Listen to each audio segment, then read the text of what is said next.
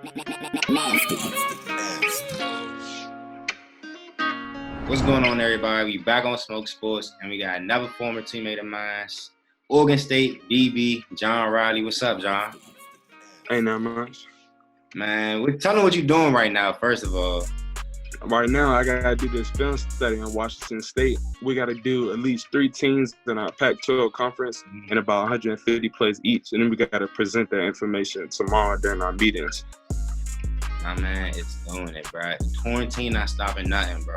And first off, before we continue the video, congrats on Oregon State, bro. You deserve it. You one of the hardest workers I know, bro. You just worked your tail off, bro. Like, congrats. Appreciate that. And man, talk about your journey, bro, because a lot of people can like be motivated off this journey. Like, talk about like how many offers you had coming out of high school, bro? High school, I had 1, and I was to a D2 in Fairmont. Mm-hmm. Yeah, but that the rest was walk-ons. But that was about it in terms of offers. I only had 1, and I was at D2 from Fairmont. Yeah, I remember that. And then it's crazy though, cause I remember you got that JUCO joint from Indy, and I'm like, yeah, the independent. I said, hey, bro, go there, bro. You about to be on Netflix, bro. You about to be on Netflix. That JUCO route. I was telling you though, I said that JUCO route gonna be hard though, cause like JUCO not for everybody. I know people telling you should just go to the D2 school, but then again, I know other people telling you like if you go to D2, even if you play real good, it's hard to go back up to the D1 level. No, it is. And you know, that's funny that you mentioned that independence thing, because that's always gonna be a part of like what pushes me, because when I chose that school, yeah, they had that whole Netflix thing and all this, but the DB coach there, like, he was solid too. Mm-hmm. And his brother, he was a coach at Duke University, and the dude knows, like, he got connections. Yeah. So off that, like, that was probably the main reason why he sold me, was like the connection that he had.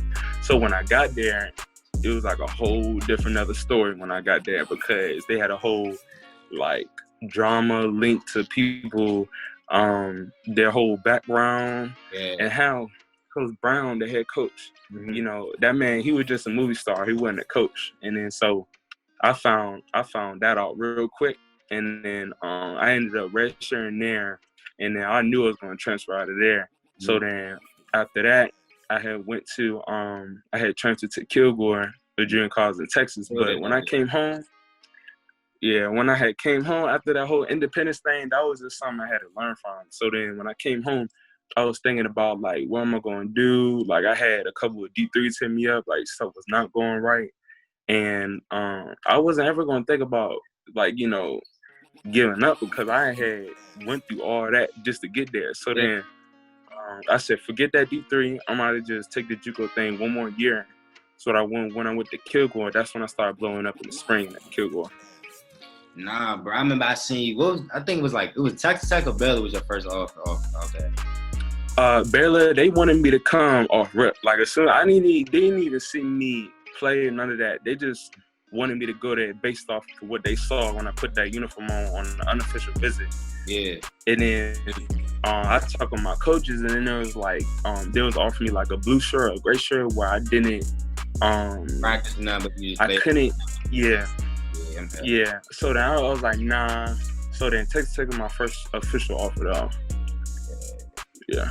I remember you got that joint. I said, hold up. I had to look about. I said, I had to call. I texted my man John. I said, let's go, bro. Like, it's up. I'm telling you, bro. Like, it's up. And then I remember you was telling me, like, a lot of coaches was wanting you to just come right away.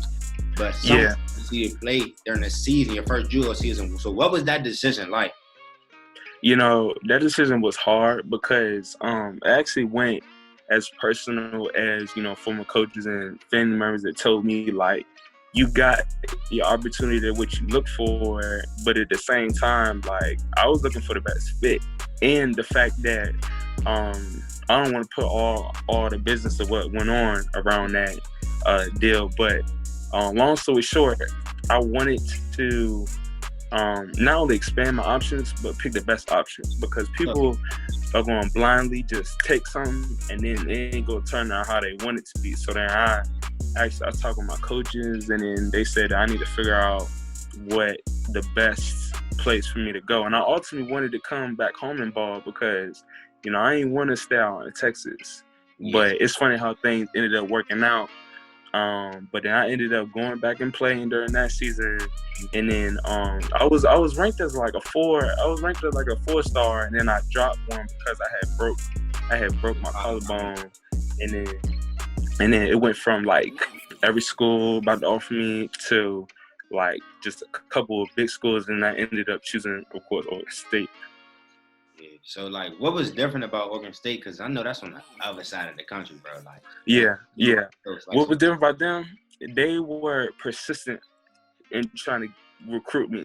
Like, a school needs your position when they're consistent and persistent in trying to get you there. Mm-hmm. So that was the main reason why. And another thing, shout out to Coach Teeman. Coach Teeman, he doing his thing right now. Audison Brothers, corner coach. Coach Teeman was the one who told everybody, told the coach. I remember he was talking about John. He said, "John, I need to move John the corner. I need to move him the corner." Yeah. Right, that worked out because at high school, really, you was playing receiver, 10th, 11th, and then senior year, that's when they finally threw you at corner. Yeah. You was really doing it at corner, bro. What you 6'1", 6'2"? You was playing in the slot too. You weren't even playing a lot of outside. I was playing that nickel back. Yeah. Bro, that really helped everything. Shout out to Coach Team. Yeah. Since we talking about high school, we're gonna bring it back 2018 season, bro. Man, what was your best game and your funnest game you played in? Like your best game and your favorite game you played in? My favorite game, besides homecoming game, because everybody had fun that game. Yeah. I'm not gonna put that out there. But that regional championship. Who did we play? I think Broad Neck, yeah. Broad Neck, yeah. The regional championship against Broad Neck, that was probably my favorite game because I had to pick like the first play. No, not first play. Like it was that first play. First, I think like fourth or third down. I think it was a third down play. You got that, yeah. Yeah, I remember. Yeah, and then we took off after that. Yeah. So that was probably my favorite game. Yeah. So what's your relationship with all the coaches at NP? Like you still locked down with them? Yeah, nah. I talked to I hit Coach Ruck up. I need to hit him up soon for real. But nah, they still give me advice on what I should do. They still congratulate me. Nah, we still tight. It ain't no hard feelings of where place I took. We still connected, yeah. Right. Tell these people what it's like playing for Crawford and Ruck on that defense. For people that don't know. Playing for Crawford? Crawford and Ruck on defense, like ever. Oh, okay. Yeah. Be open to constructive criticism. Like he gonna tell your head up, but you gotta just listen to the message, not the tone. That's the only thing that I'm gonna say. Cause they gonna say some stuff that either you gonna make you like fold or it's gonna make you grow. And I look at it as you gotta like do better. But people are not gonna take that the right way. Like with my coach right now, you gotta know how to respond to certain things and how to react to certain coaching. Mm-hmm. So what is some advice you can give to the younger generation or like the upcoming seniors who don't have no offers, who can possibly take that JUCO route? Yeah, no, I got a lot of advice, but I'm gonna keep it short though. So when you got when you figure out that drive that you want to get where you want to go, then really nothing's really going to get in your way. But there is a whole bunch that's going to get in your way. Either you're going to doubt yourself. First and foremost, you're going to doubt yourself. Because you're going to feel like, oh, you deserve this or you deserve that. Well, like first of all, the recruiting game is a numbers game. And who fits best with each system. Like, you could be talented as hell, but if you don't fit that system, then they gonna like your film and then not offer. So it's all about you fitting the system and you working no matter who's watching. Like, I know people like to post on social media about, they work out 24/7. But the more you do without people watching, the more surprised and the more hype you're gonna get once you start popping. Nobody even knew about you. So like I would say, just grind on your own, grind in the dark, and don't hype yourself up by saying you deserve this or that. just earn it. So what's your individual goals this upcoming season if you have a season at Oregon State? Shit. Well, besides all the stuff that's going on right now, when we do or if we do have a season, I'm trying to start, of course. That's why I'm trying to stay as locked in as a playbook as I can. That's the main thing.